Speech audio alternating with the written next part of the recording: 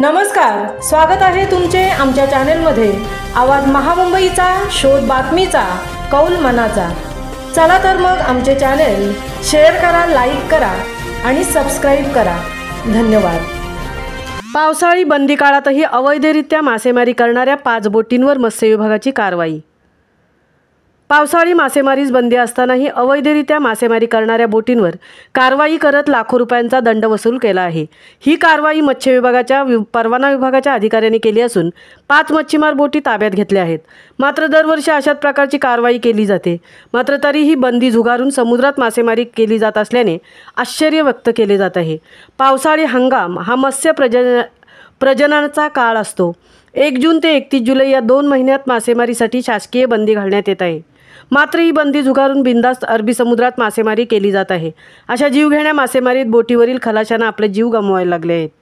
या संदर्भात अनेक वेळा जागृत पत्रकारांनी आपल्या लेखणीतून आवाज उठवला, मात्र मत्स्य विभागाकडून वारंवार दुर्लक्ष होत आहे।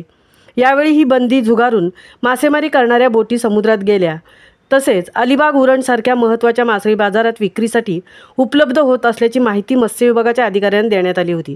त्यामुळे मत्स्य परवाना विभागाच्या अधिकाऱ्यांनी सदर बाबींकडे दुर्लक्ष न करता लक्ष देऊन मासेमारी करणाऱ्या 5 बोटींवर कारवाई केली आहे।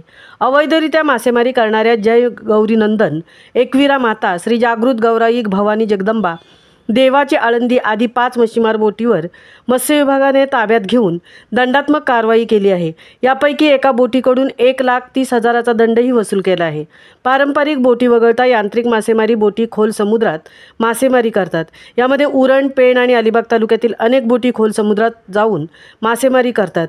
या माशांची विक्री उरण व अलिबाग सारख्या समुद्रकिनारी रात्रीच्या वेळी केली जाते। मासळी खरेदी करण्यासाठी मुंबई, नवी मुंबई, कल्याण, कर्जत व खोपोली परिसरातील व्यापारी येतात, अशी माहिती सूत्रांकडून सांगण्यात येत आहे। त्यामुळे मत्स्य विभागाच्या अधिकाऱ्यांनी यापुढे सतर्क राहणे गरजेचे असल्याचे मत जनमानसातून व्यक्त केले जात आहे। पावसाळी हंगाम हा मत्स्य प्रजननाचा काळ असतो। त्यामुळे 1 जून ते 31 जुलै या 2 महिन्यात मासेमारीसाठी शासकीय बंदी घालण्यात येत आहे। मात्र तरीही काही मासेमारी करणाऱ्या बोटी समुद्रात मासेमारी करण्यासाठी जात असल्याची माहिती मिळाल्याने तात्काळ दादर येथील 1, करंजावर येथील 1 अशा 4 प्रकारच्या एकूण 5 बोटींवर वरिष्ठांच्या आदेशानुसार मत्स्य विभागाच्या वतीने कारवाई करण्यात आली आहे। सुरेश बाबुलगावे, अधिकारी मत्स्य परवाना विभाग, उरण। आवाज महामुंबईचा चॅनलसाठी अनंत नारंगीकरसह तृप्ती भोईर, उरण।